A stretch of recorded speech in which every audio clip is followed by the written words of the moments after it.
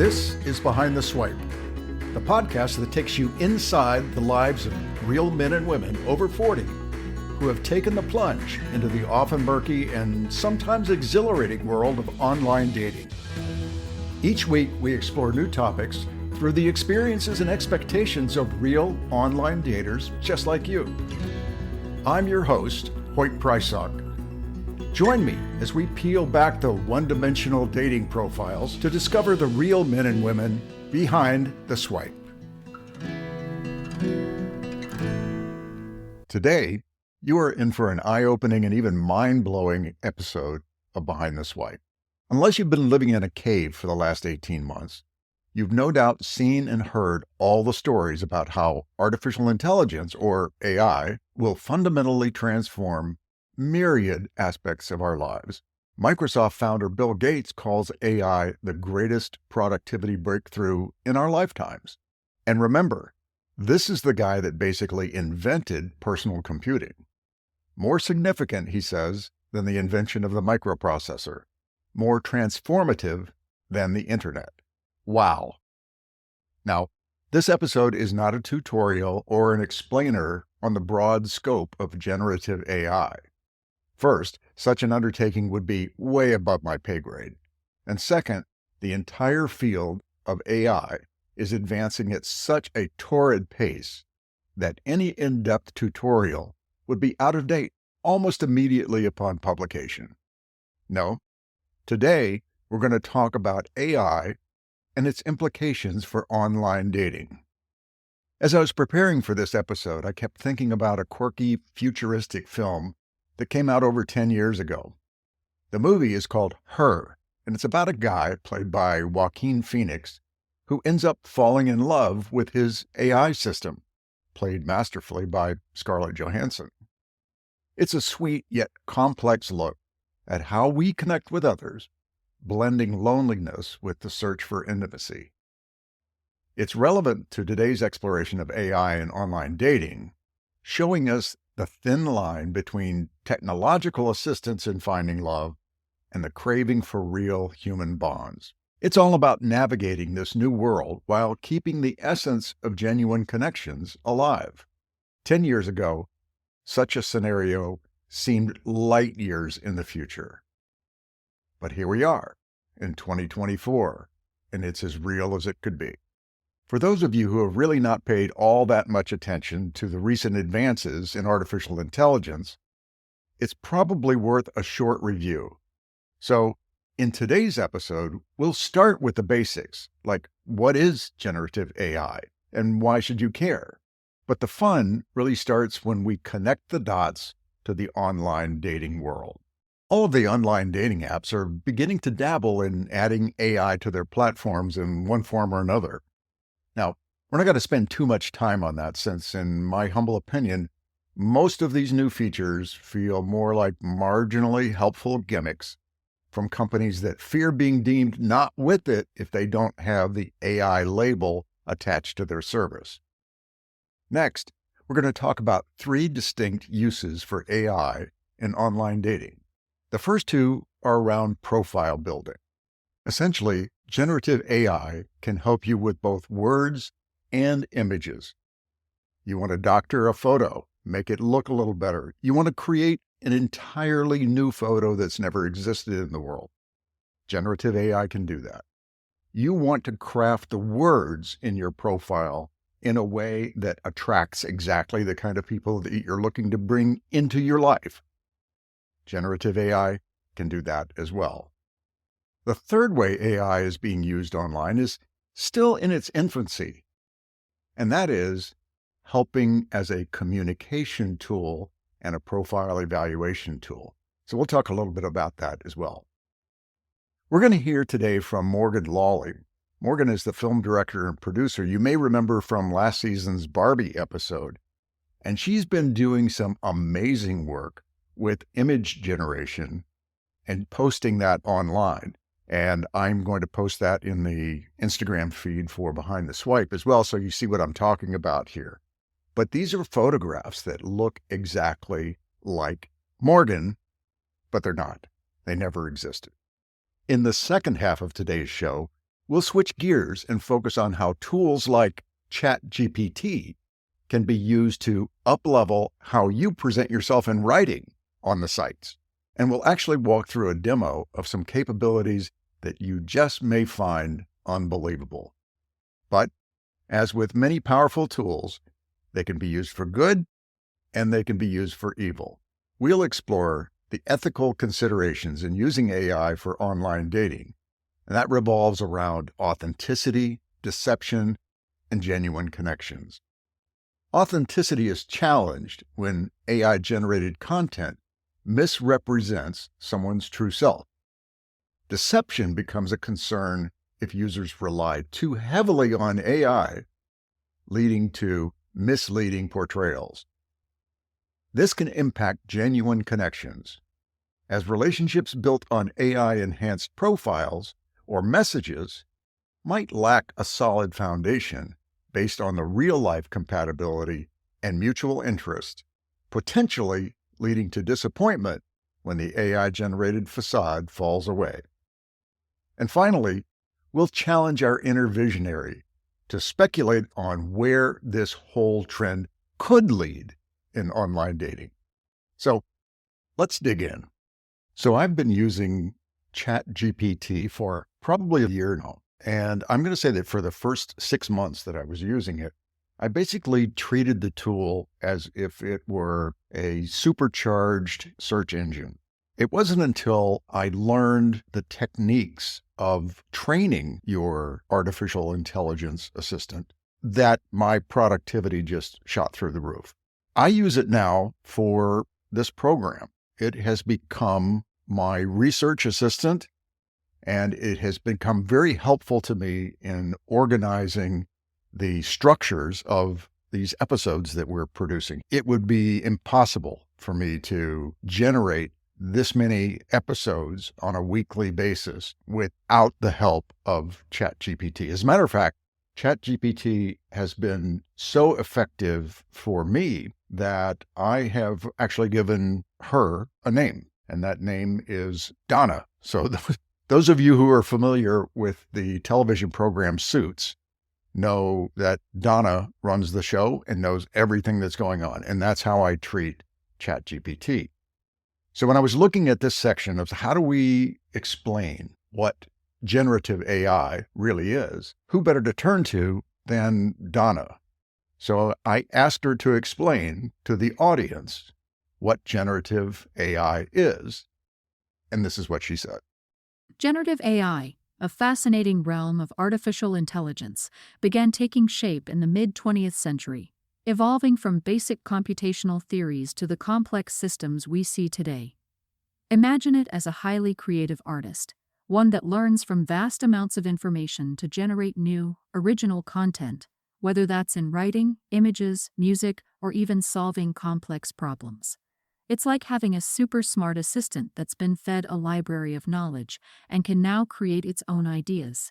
For someone who's tech-savvy but new to AI, think of generative AI as a tool that can help with anything from drafting emails to creating art, making it a versatile companion in both personal and professional life. So I thought Donna did a pretty darn good job of explaining that in a way that was easily understandable and digestible, even if you don't have a background in technology. I particularly appreciated the analogies, like think of this as a creative artist, or it's like having a super smart assistant that has access to vast libraries. That's an easy way to understand that. But it didn't just happen on its own. You remember I spoke a moment ago about training your AI. The prompt that I gave Donna to come up with this blurb was actually very specific. I told her a lot about the audience that I'm trying to address. I was very specific about saying, don't assume that people are reading or know anything about AI, and assume that there's a certain level of tech savviness. I mean, obviously you're listening to a podcast, so there's that. But it's with these kind of instructions that get specific, that allow the AI to really produce something that's quality. Now, 9 times out of 10, when I ask Donna to write something or create something for me, it's really an idea generator for me.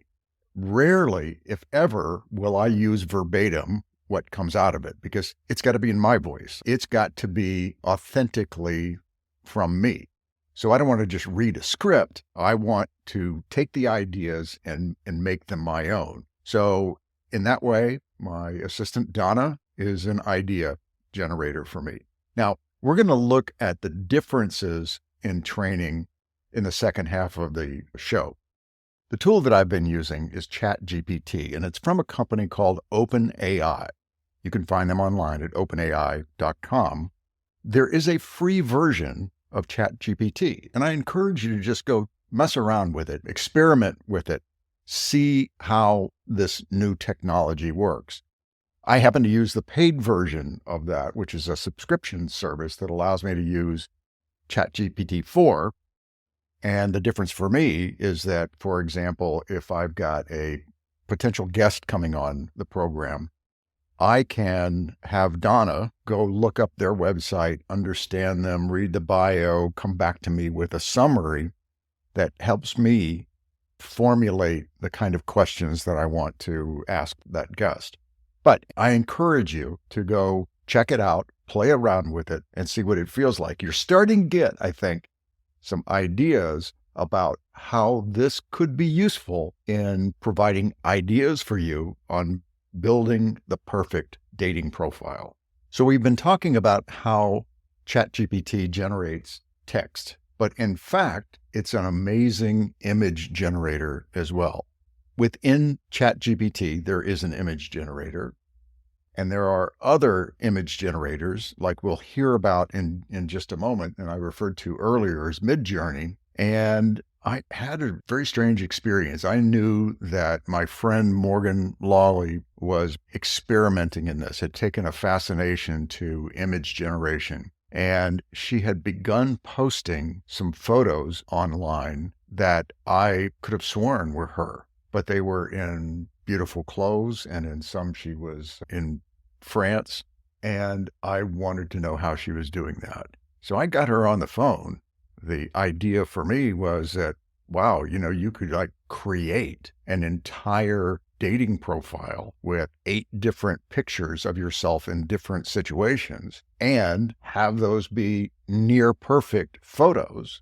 Or in fact, why would you need to go to a professional photographer when you could generate these photos that appear to be you?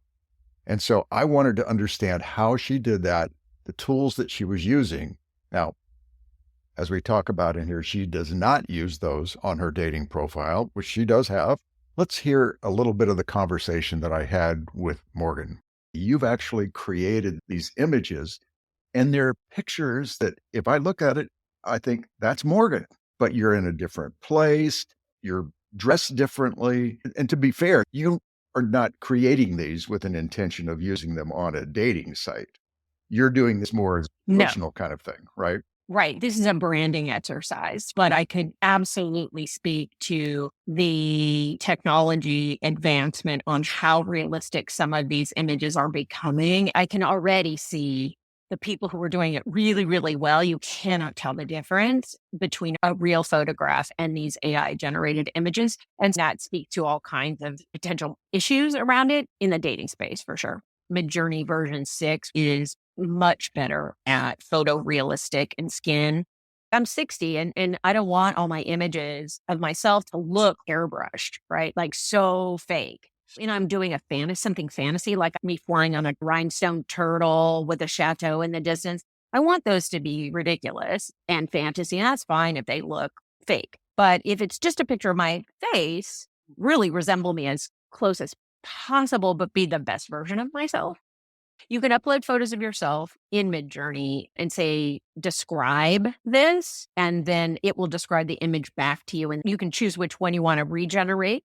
That's one way to get it kind of looking like you. So in my feed, I kept seeing these ads for a beta course on AI image generation. And the images were so good that I was like, and they resonated with me. They were very feminine. They were a little pin-up-y. They were sexy and elegant. You knew they were AI, but you were like, how I want to get that quality of image for myself.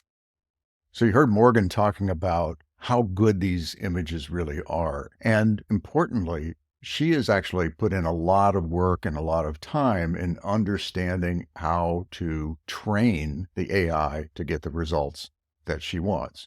Now, interestingly, one of the things that Morgan pointed out to me was that not only does this generate new images, but it can take and automatically correct old images. So let's say, for example, that you've got a great photo of yourself and you would like to post that to your account, but it's got one problem. It's got your X in frame. AI can actually remove the elements of that photo that you don't want. And then the ubiquitous guy with a fish, just take the fish out for Pete's sake. And the AI can do that. Now, we talked about how powerful this is and what an impact it's going to have. But what we haven't talked about are the ethical and moral implications of this technology and how it may be used. We're going to get into that in the second half of the show. So now is probably a good time for us to take a short break, and we'll be right back with more of Behind the Swipe. We have a very exciting new initiative in the works for the next few months, and we need your help. In conjunction with our partner, goodbetternext.com, we are organizing a network of your favorite podcasts in one easy-to-find place. Our hope is that it will become the go-to place to find your next favorite podcast. And this is where you come in. Do you have 2 or 3 favorite podcasts where the content is focused on the topics that women over 45 are most interested in? We want to know. We'll feature categories on not just dating and relationships, like Behind the Swipe, but health, wellness, exercise, fitness, financial and career goals and challenges, and even categories for fun and travel.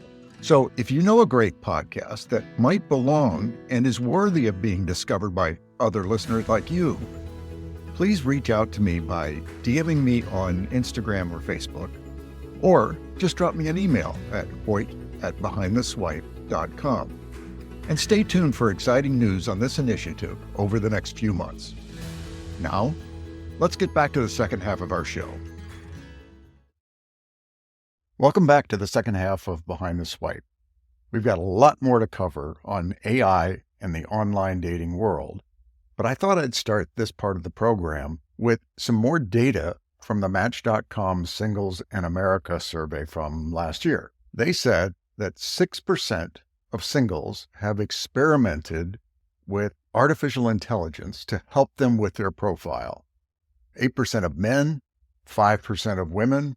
But the interesting thing here is generational. Of those, 14% of the Gen Z had experimented, 11% of millennials, only 3% of Gen Xers, and a mere 1% of boomers. But here's what they found. What they found was that 43% were using it to help better their dating profile, and 37% used AI to help write a first message. And as a result, 26% said they got more matches. 27% reported getting better matches, and 32% of AI daters report meeting a new potential partner faster. Interesting. So let's talk about how artificial intelligence might be used in creating the text portion of your profile. And to help us do that, we're going to ask Donna to give us a hand. So we've created 3 hypothetical daters, and I'm going to introduce them to you one by one. We have one woman. Her name is Karen Thompson. She's 52. She's a healthcare administrator transitioning to a new life as an empty nester. She harbors a passion for painting and dreams of starting her own small business. Karen enjoys personal development, gardening, hiking, and values authenticity and deep connections. She's looking to blend stability with adventure and share meaningful experiences, embracing her interest in the next chapter of her life with curiosity and an open heart. Now, we have 2 eligible bachelors. Rick is 59. He's a distinguished executive in finance, thriving in a post-divorce life of independence. Esteemed in his career, he exudes confidence and enjoys a life filled with golf, football, and travel. Rick values success, stability, and tradition, seeking a sophisticated partner to share the finer aspects of a well-curated life. His social circle mirrors his interest, revolving around professional peers and longtime friends with whom he shares his passions. And then we have David Addison. David is 57. He's a software developer with a passion for technology and outdoor activities like hiking and biking. Post-divorce, he's exploring online dating, seeking genuine connections that bridge his tech-savvy lifestyle with meaningful offline interactions. He values curiosity, innovation, and deep human connections, navigating the balance between digital efficiency and authenticity of personal relationships. So now we've got our 3. Let's focus in on Karen. What I've asked Donna to do is to create 2 portions of a dating profile. The first is an About Me portion. Let's listen to Karen's About Me that was created by Donna. At 52, I'm embarking on a new chapter. A healthcare administrator by day, I dream of painting and perhaps starting a small business. An empty nester seeking personal growth, I cherish authenticity, connection, and community. My weekends are for hiking, gardening, and exploring the arts. Here to find someone who values a blend of stability and adventure, appreciates deep conversations, and wouldn't mind getting lost in a gallery or on a nature trail together. So, not bad, but I think that in this case, Karen would probably want to take this and either do some revisions on it herself, or if she were using ChatGPT, she could make corrections like, I'm really not that interested in hiking. And then ChatGPT would recreate that in a form that followed her instruction. Now let's shift gears a little bit. We're going to talk about how she might want to write the section of her profile where she defines the kind of person that she's hoping to connect with. And in the first case, we're going to say, this techie guy, David Addison of 57, is exactly the kind of person that she's looking for. So if I tell Donna, okay, Karen is looking for a David Addison type, what might Karen say in her profile to attract that kind of a person? And this is what Donna suggested. Looking for a kindred spirit who values genuine connections and intellectual depth. If you're intrigued by the wonders of the world, find joy in personal growth, and cherish outdoor adventures as much as cozy evenings with a good book, we might just be a match. Seeking someone who appreciates life's simple pleasures, values deep conversations, and is ready to explore new chapters together with curiosity and an open heart. So with this short post, Karen is clearly identifying that she's probably okay with somebody that is perhaps a little bit introverted and maybe a little bit shy. But what she values and what she's looking for is curiosity and intellectual companionship. And that's why this part was written to attract someone like David. But let's switch gears. What might David be looking for if, in fact, someone like Karen would be his ideal partner? I asked Donna, and here's what she said. I'm seeking a partner who cherishes growth, values deep connections, and finds joy in both the quiet moments and the adventures life has to offer. If you're passionate about your pursuits, love the outdoors, and enjoy engaging conversations about everything from health to art, we might just get along. Let's share stories, explore new trails, and appreciate the simple, meaningful aspects of life together. All right, but let's contrast this. Remember a moment ago, we were talking about Rick Evans. Rick is the successful financial executive that enjoys golf and clearly is attached to his country club lifestyle. What if Karen was really looking for that type of person? How might her post differ from the one that Donna wrote in her hopes of attracting someone like David? So let's listen to how she might attract Rick instead. Seeking a confident, successful partner who carries poise into life's every aspect. If you're a man who values hard work, dedication, and the finer things in life, we might just be a match. Let's share in the joys of sophisticated living, from engaging conversations to exploring the world's beauty. Looking for someone ready to embark on this chapter with passion and a deep appreciation for life's well-earned luxuries. So, life's well-earned luxuries. Not a lot of subtlety there, but you could see the dramatic difference between the first post that was intended to attract someone like David versus the last one, which is intended to attract someone like Rick. But before we leave this subject, I thought we'd take a little humorous diversion. You see, after we finished recording these, I thought, well, Karen's last missive aimed at someone like Rick, the one that ended with life's well-earned luxuries. I thought, let's have some fun with this. So I instructed Donna to rewrite that section, adding her very best Shakespearean flourish, and speak it in your best British accent. And here's what came out. In quest of a partner, both dauntless and grand, whose life doth unfold with elegance at hand. A gentleman of merit, with labour and zest, who cherishes life's finer aspects as his quest. Together we'll revel in cultured delight, from discourse profound to wanderlust's flight. In pursuit of a soul whose ardour doth gleam, ready to share this life's most splendid dream. Same sentiment, wildly different delivery. Okay, Donna, bravo, well done. You can go home now.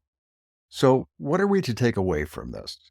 You can see that ChatGPT in dating can be an excellent way to generate ideas for you to build your own authentic profile. Now, in the next section, we're going to talk about the ethics of using artificial intelligence to enhance your dating profile.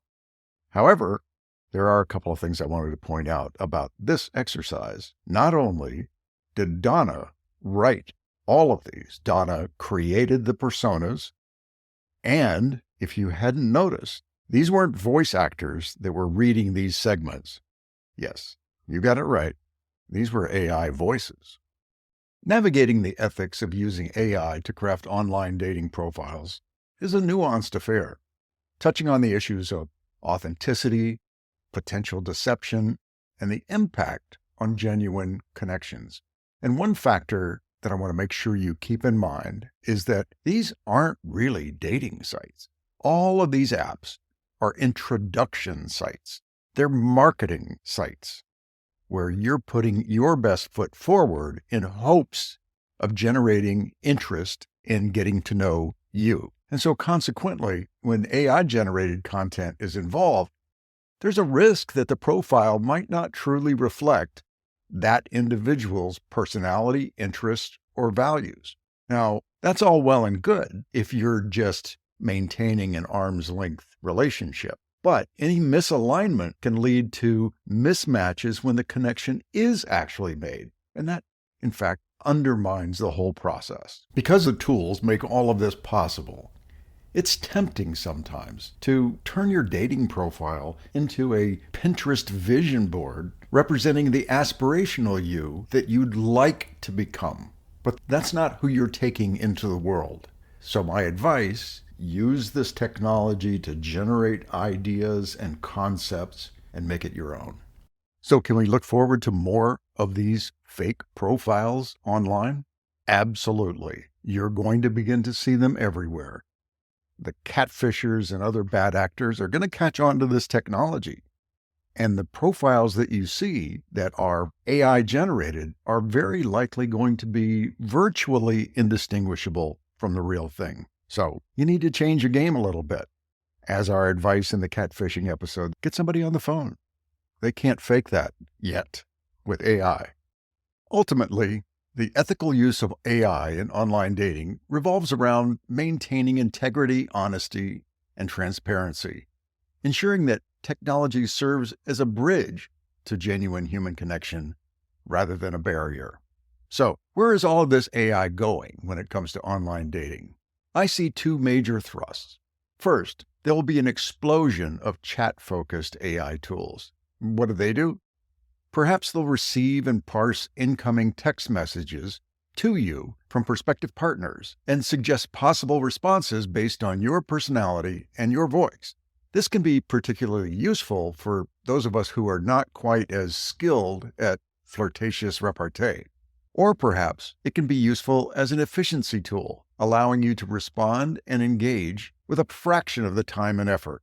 But these features can also become a crutch, a convenient facade to hide behind. And how would you feel if you discovered that you were actually only communicating with a bot, trained on the style and preferences of the sender? Probably not good, right? Likely this would begin to plant some seeds of distrust. There's another potential downside here: atrophy. Now that we have always-on navigation devices in our pockets, we no longer need to know the territory, and that skill slowly dies. The other, and in my opinion more promising AI-driven innovation, is that of an AI matchmaker. So often I hear from daters that their least favorite part about online dating is the time it takes to weed out the true potentials. And it's work. It's time-consuming. But what if you had your own personal matchmaker who knew everything about your style and preferences? They know what your type is. They know what your red flags are. They know that a quirky sense of humor is a big turn-on for you. They've learned this because they've been trained by you, and they watch your behaviors to see if they actually match your stated preferences. They debrief with you after each date or each text interaction and use that knowledge to improve the matches they make for you in the future. And what if that virtual matchmaker was constantly scanning the never-ending stream of potential partners even while you're sleeping? Would they be perfect? No. But they would continue to get better day after day. Will the big sites like Match or Bumble ever offer a service like this if they could? Probably not.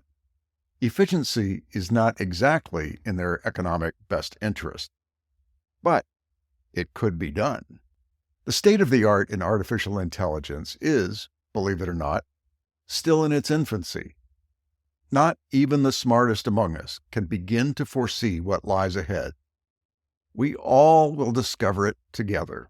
So, I'm not suggesting that you make ChatGPT your new best friend, but I am suggesting that you owe it to yourself to explore and learn. You may just unlock the secrets that lead to your next great relationship. So, if you'll excuse me, Donna and I have to figure out how we can be the ones to build that virtual matchmaker. Thanks for joining me today in this whirlwind tour of the AI online dating universe. I'm your host, Hoyt Prysock. Until next week, swipe fearlessly.